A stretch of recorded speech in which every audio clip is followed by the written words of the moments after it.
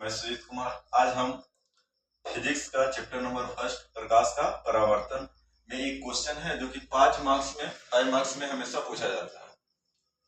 वो है कि दर्पण सूत्र को सिद्ध करना है। तो दर्पण सूत्र को हम दोनों दर्पणों में सिद्ध कर सकते हैं, लेकिन आज हम जो यहाँ पे सिद्ध करने जा रहे हैं वो उत्तल दर्पण में है। उत्तल दर्पण में हमें दर्पण सूत्र सिद्ध करना है।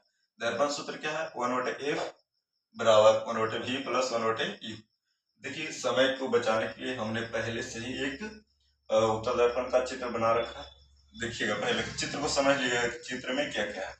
सबसे पहले हमने क्या किया, एक एम और एम डैश एक उत्तल दर्पण ले ली। उत्तल दर्पण के एक ये जो बीसी है, एक प्रधान अक्ष। बीसी क्या है? प्रधान अक्ष। पी ध्रुव है। तो प्रधान अक्ष पे एक वस्तु ए बी को रखे। क्या रखे? एक वस्तु ए बी को रखे। उसके बाद जैसा कि हम लोग चिन्ह परिपाटी के अनुसार जानते हैं कि ध्रुव से जो भी दूरियां नापी जाती है, अगर जो बाएं साइड नापी जाए, जो यानी कि जो आपतित किरण है उसके विपरीत साइड, यानी जो बाएं साइड दूरियां नापी जाएगी वो ऋणात्मक होगी, जिसके कारण यू को हम ऋणात्मक रखें। और दाएं साइड की सभी दूरियां धनात्मक होगी, जैसे कि भी धनात्मक होगा जो कि प्रतिबिंब दूरी है, एफ धनात्मक होगा जो कि फोकस दूरी है, और आर जो कि वक्रता त्रिज्या है धनात्मक होगी। तो ये जो वस्तु है इसका प्रतिबिंब पहले हम बनाएंगे। तो प्रतिबिंब बनाने के लिए दो किरण की जरूरत होगी। सबसे पहला किरण इस वस्तु से हम समानांतर, ये जो मुख्य अक्ष के समानांतर पास करवाएंगे। जब ये मुख्य अक्ष के समानांतर जब एक किरण जाएगी तो परावर्तन के बाद ये जो काल्पनिक रूप से क्या होगा, काल्पनिक रूप से फोकस से निकलती हुई प्रतीत होगी। ये फोकस से, ये देखो टूटी रेखा जो दिखा रहा है, ये जो टूटी रेखा दिखा रहा है वो काल्पनिक रेखाओं को दर्शाता है। जहां भी, जैसे कि यहाँ पे ए डैश बी डैश प्रतिबिंब बना, एक टूटी रेखा को दर्शा रहा है, जो कि टूटी रेखा किसको दर्शाता है? काल्पनिक प्रतिबिंब को। किसको? काल्पनिक प्रतिबिंब को। तो सबसे पहले एक किरण ली जो कि एम डैश परावर्तक सतह से परावर्तित होने के बाद यहाँ से वो वापस निकल गया, परावर्तित हो गया। लेकिन जब हम इसको काल्पनिक रूप से मिलाएं तो ये कहा एफ पे जाकर के आती हुई प्रतीत हो रही है। फिर यहाँ पर देखना, एक किरण लिए जो कि किससे? वक्रता केंद्र के दिशा में। किसके दिशा में? वक्रता केंद्र की दिशा में। और वक्रता केंद्र की दिशा में जो भी किरणें जाती है दर्पण में, परावर्तन के बाद वापस उसी माध्यम में लौट जाती है। तो ये देखिए गया और वापस उसी माध्यम में लौट गया। ये वस्तु ये भी हो गया और प्रतिबिंब बना ए डैश बी डैश। अब हमें सिद्ध करने के लिए जो जो चीज चाहिए वो मिल गया। अब दो त्रिभुजों को हम इसमें खोजेंगे। इसमें दो त्रिभुजों को खोजेंगे ताकि हम, सबसे पहले तो हमको ये लिखना है कि जो जो हम यहाँ पे कर दिए हैं, जिसे आपको जो 5 नंबर में सिद्ध करना है, तो जो जो यहाँ पे किया हुआ इस चित्र में उसी चीज को यहाँ पे लिखना होगा। तो चलिए लिखते हैं।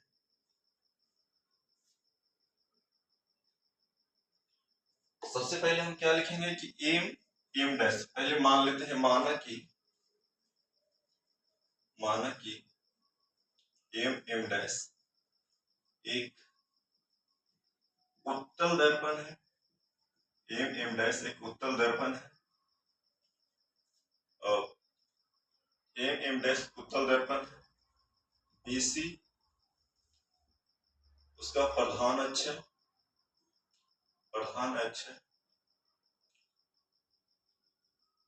जिसपे ये भी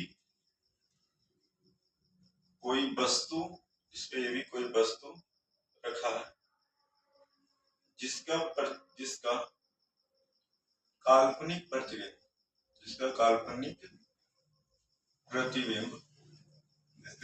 प्रतिबिंब ए डैश बी डैश बन रहा है, जिसका काल्पनिक प्रतिबिंब ए डैश बी डैश बन रहा है। ये हम क्या लिखे? जो जो चीज इसमें था वो लिख दिए। चूंकि, लेकिन अब हम आगे कुछ और लिखते हैं, चूंकि हम जानते हैं कि उत्तल दर्पण वस्तु दूरी u ऋणात्मक, वस्तु दूरी u ऋणात्मक तथा फोकस दूरी f,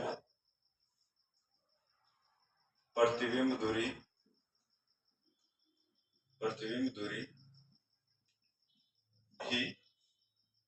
v और वक्रता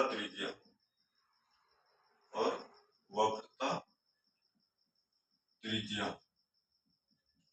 r धनात्मक होती है।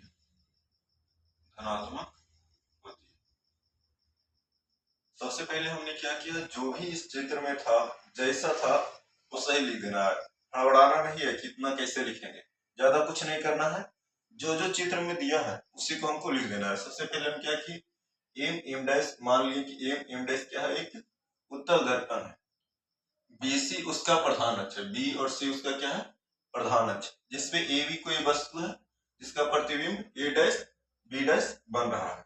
उसके बाद चूंकि हम लोग को पता है कि जितनी भी दूरियां नापी जाएगी वो ध्रुव से नापी जाएगी, और ध्रुव के बाएं तरफ वाला भाग जो रहेगा वो ऋणात्मक रहेगा, दाएं तरफ वाला भाग धनात्मक रहेगा।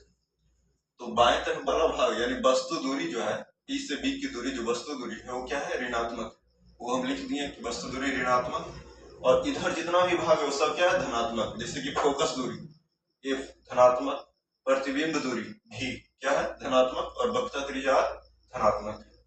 अब हमें सिद्ध क्या करना है, उसको लिखना है, सिद्ध करना है 1/f बराबर 1/v प्लस 1/u। यहाँ तक आप सभी को समझ में आया होगा। चलिए अब आगे देखते हैं।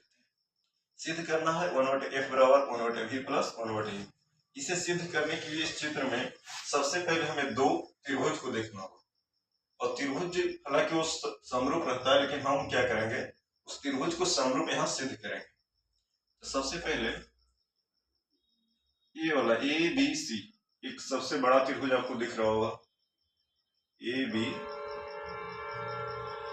और C, ये सबसे बड़ा त्रिभुज आपको दिख रहा होगा। इसमें आपको दो त्रिभुज दिख रहा होगा, ABC और A dash B dash C। उसको हम अलग से दिखा देते हैं आपको, जैसे ये देखिए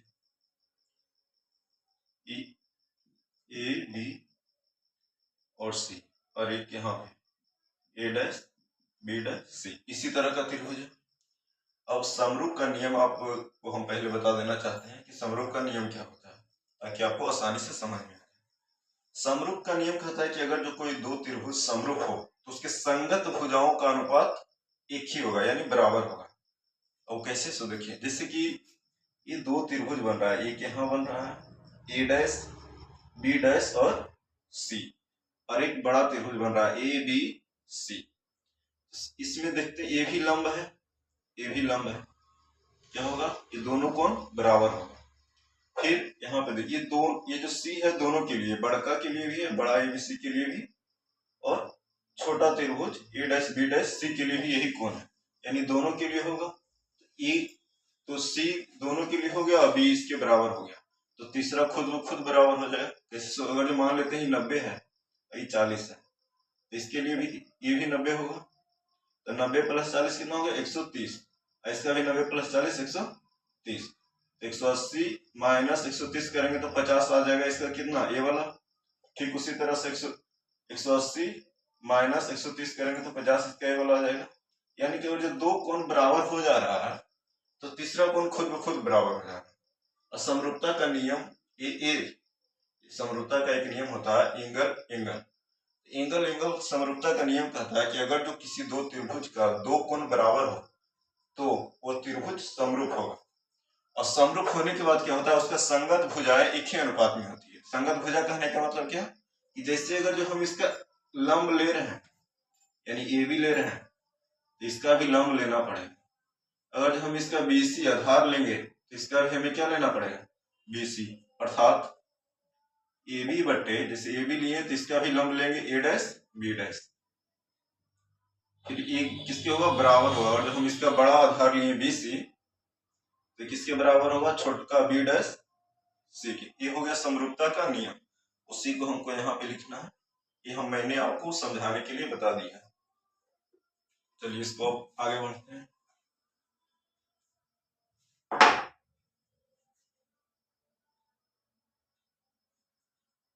चलिए सबसे पहले त्रिभुज एबीसी में देखेंगे। त्रिभुज एबीसी तथा त्रिभुज ए डैश बी डैश सी में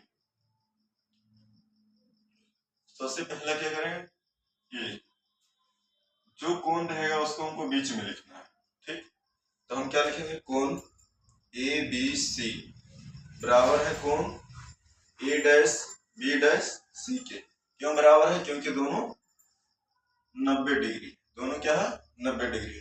जो कोण रहेगा उसको क्या बीच में लिखना है, तो वही लिखे हैं ए बी सी। कोण ए बी सी बराबर है कोण ए डैश बी डैश सी के। किस लिए बराबर है, क्योंकि दोनों 90 डिग्री है। अब आगे देखते हैं। अब देखिए दोनों में एक कोण जो है कॉमन है, तो एक कोण को हम क्या लिख सकते हैं, कोण ए सी बी। तो लिखेंगे कोण ए सी बी बराबर होगा कोण किसका, ए डैश सी बी डैश। कोण ए डैश सी बी डैश किस लिए बराबर होगा, क्योंकि ये उभयनिष्ठ कोण है। क्या है, उभयनिष्ठ कोण है, उभयनिष्ठ कोण से। दो कोण जब बराबर हो गया तो एंगल एंगल समरूपता से क्या हो गया, समरूप हो गया। तो लिखते हैं तब एंगल एंगल समरूपता से, तब एंगल एंगल समरूपता से त्रिभुज ए बी सी समरूप त्रिभुज ए डैश बी डैश सी। अतः हम लिख सकते हैं कि जब दो त्रिभुज समरूप होगा तो उसके संगत भुजाओं का अनुपात बराबर होगा। अर्थात ए बी बटे इसका संगत भुजा, अगर इसका लंब ले रहे हैं तो इसका भी लंब लेंगे, तो संगत भुजा ए बी बटे में ए डैश बी डैश, ए डैश बी डैश फिर बराबर। अगर हम इसका आधार लेंगे तो इसका भी आधार लेना है, यानी कि बी सी बटे में बी डैश सी। ये हो गया समीकरण फर्स्ट। अब आप लोग इतना तक उतार लीजिए, उसके बाद हम आगे बढ़ाते हैं। आप स्क्रीनशॉट ले सकते हैं।